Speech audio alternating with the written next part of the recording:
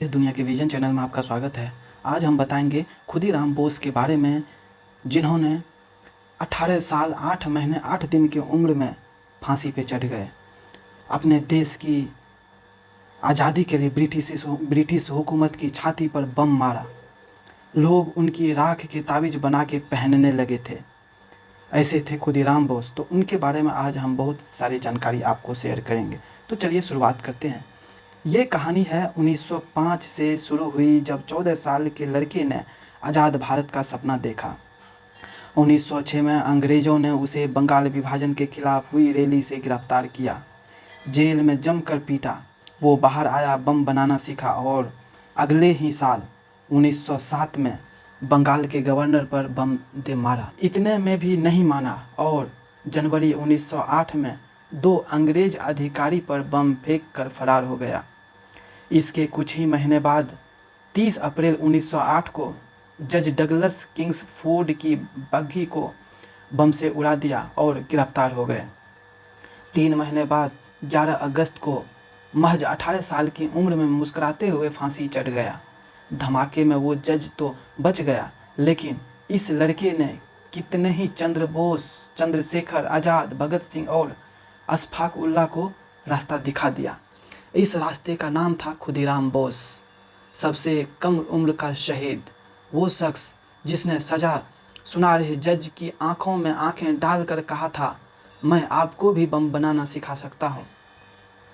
खुदीराम बोस बंगाल, जो कि अब पश्चिम बंगाल के नाम से जाना जाता है, बंगाल के मिदनापुर के हबीबपुर नाम के एक छोटे से गांव में 3 दिसंबर 1889 को पैदा हुए। पटना से करीब 80 किलोमीटर दूर मुजफ्फरपुर ज़िला है, जहां वो सड़क आज भी है जहां एक धमाके की खुदीराम ने अंग्रेजी हुकूमत की नींद हराम कर दी थी। ट्रैफिक जाम से जूझते हुए जब मैं शहर के कंपनी बाग इलाके में पहुंचा तो सिविल कोर्ट की दीवार से लगा खुदीराम बोस का स्मारक नज़र आया। इस पर लिखा है, भारत के सबसे कम उम्र के क्रांतिकारी अमर शहीद खुदीराम बोस का स्मारक स्थल। सामने आज़ादी के 2 दीवारें दिख रहे हैं, चौड़ा सीना, तनी हुई भुजाएं, चेहरे पर स्वाभिमान लिए प्रतिमाएं मौजूद हैं। लेकिन इन मूर्तियों के उग गए झाड़, काई लगे फाउंटेन, बेरंग होती 4 दीवारी, फ्यूजबल अपेक्षा की कहानी बयां करते हैं। हालांकि इस स्मारक को बनवाने का श्रेय लेने की होड़ वाले कई शिल्पकार जरूर लगे हुए हैं। 114 साल बाद भी अन्याय के खिलाफ मुट्ठी ताने खड़े हैं खुदीराम और प्रफुल्ल। कंपनी बाग आज भी मुजफ्फरपुर के सबसे जरूरी इलाकों में से एक है, जहां सभी जरूरी सरकारी दफ्तर और जिला कोर्ट है। यही वो जगह है जहां 600 किलोमीटर का सफ़र तय कर खुदीराम अपने साथी प्रफुल्ल चंद चायकी के साथ पहुंचे थे। दोनों मुजफ्फरपुर पहुंचकर एक धर्मशाला में 8 दिन रहे। 30 अप्रैल 1908 को दोनों साथी एक आम के पेड़ के पीछे छुपकर जज किंग्सफोर्ड की बग्घी का इंतजार करते रहे। जैसे ही बग्घी दिखी, उनके ऊपर बम फेंक दिए और भाग गए। इस घटना को 114 साल बीत गए हैं, लेकिन उस दौरान की सभी इमारतें आज भी इस शहर में वो कहानी बयां कर रही है। वो क्लब जहां अंग्रेज अफसर शराब पीते थे, जज का घर और ऑफिस भी यहाँ मौजूद है। इसी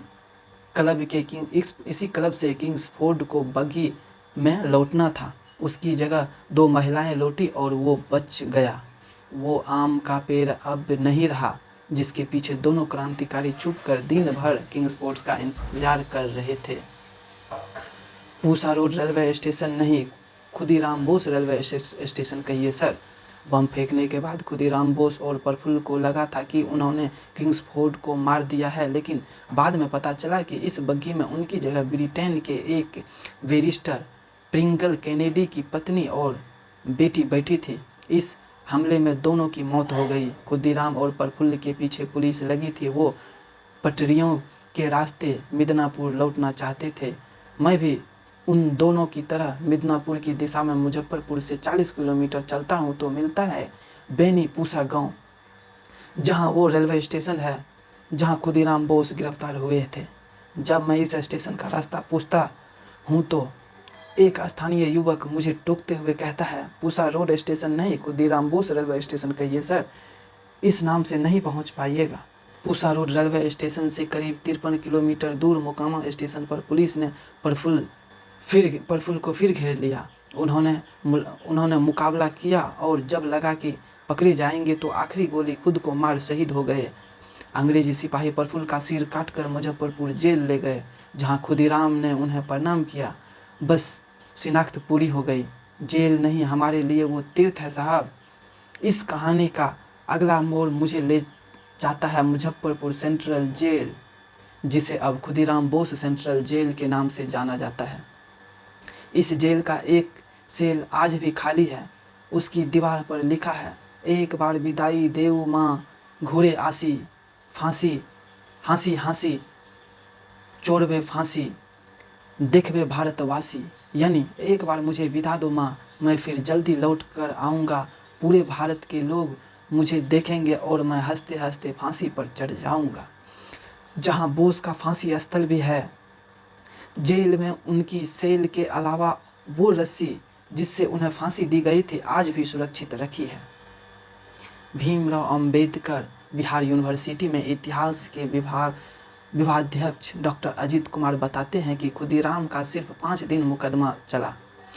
खुदीराम ने खुद ही कबूल कर लिया था कि बम उन्होंने ही बनाया और फेंका था। जेल के बाहर पान की दुकान लगाने वाले शंकर कहते हैं कि आज भी देश जब सो रहा होता है तो बोस की हर पुण्यतिथि के दिन यानी 11 अगस्त को हम 2 बजे रात को जेल के एंट्री के लिए लाइन लगाते हैं। लोगों के लिए ये जेल है, हमारे लिए तो तीर्थ समझिए। हालांकि खुदीराम बोस वाले सेल में एंट्री की इजाज़त आसानी से नहीं मिलती है। खुदीराम बोस के साहस से ब्रिटिश जज भी था हैरान। 13 जून 1908 को इस मामले में खुदीराम बोस को फांसी की सज़ा सुनाई गई और जज ने उनसे पूछा, क्या तुम इस फैसले का मतलब समझ गए हो? इस पर खुदीराम ने जवाब दिया, हाँ मैं समझ गया।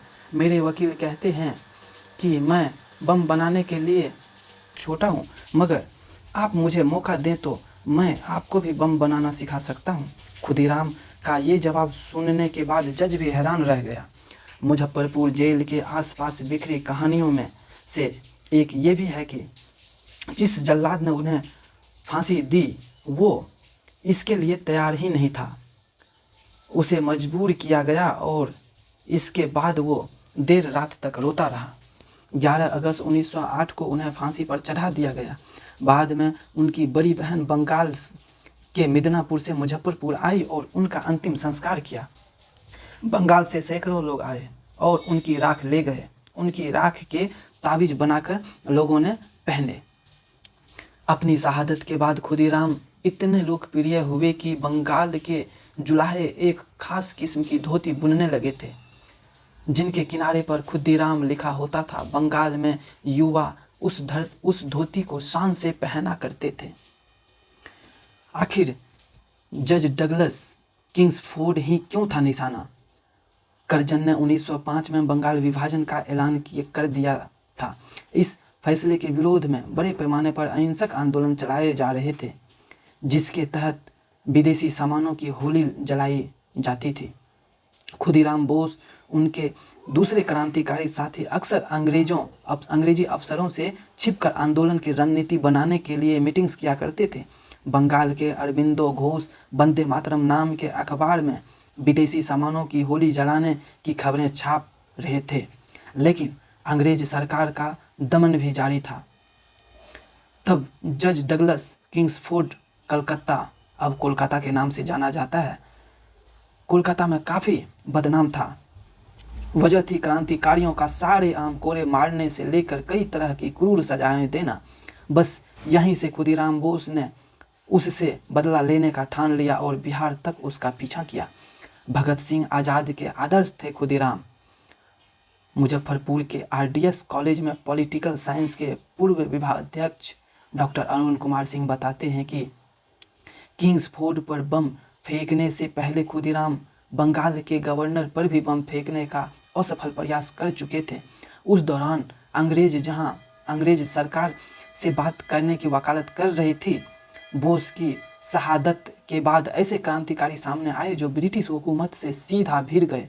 1907 में कांग्रेस का विभाजन गरम दल और नरम दल के रूप में हो चुका था। गरम दल की परंपरा में शामिल रहे शहीद भगत सिंह, राजगुरु, अशफाक उल्लाह खां या चंद्रशेखर हों, इन सब पर खुदीराम बोस का असर दिखाई देता है। लोकमान्य तिलक ने जब अपने अखबार केसरी में इस घटना से संबंधित एक संपादकीय लिखा तो उन्हें 6 महीने की सजा दे दी गई थी। अजीत सिंह मानते हैं कि बिहार के युवाओं पर भी लंबे समय तक इस शहादत का असर रहा। 20 सालों तक पूरे उत्तर बिहार में नई क्रांतिकारी सक्रियता नजर आई। नेहरू ने क्यों मुजफ्फरपुर आने से इनकार किया? खुदीराम बोस पर डॉक्यूमेंट्री बनाने वाले सीके पराशर एक और किस्सा सुनाते हैं। इनके मुताबिक आज़ादी के बाद भी भारत में खुदीराम को लेकर विवाद जारी रहा।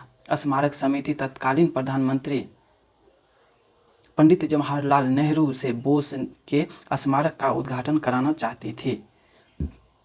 नेहरू के सचिव ने एक खत लिखकर जवाब दिया कि बोस उग्र क्रांतिकारी के समर्थक थे और नेहरू अहिंसा में भरोसा रखते हैं, वे नहीं आ सकेंगे। इसके बाद बिहार के तत्कालीन सीएम ने इस स्मारक का उद्घाटन किया।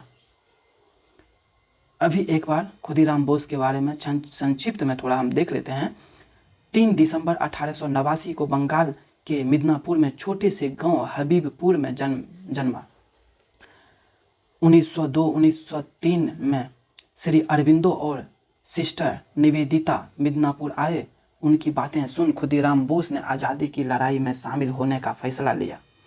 1905 में अंग्रेजी सरकार के खिलाफ एक क्रांतिकारी संगठन युंगातर पार्टी में शामिल सत्येंद्र बोस के नेतृत्व में अपना क्रांतिकारी जीवन शुरू किया।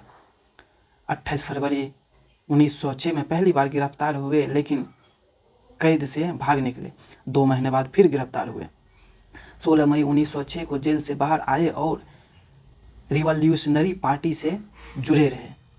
6 दिसंबर 1907 को खुदीराम बोस और साथियों ने बंगाल के नारायणगढ़ स्टेशन पर गवर्नर पर बम से हमला किया।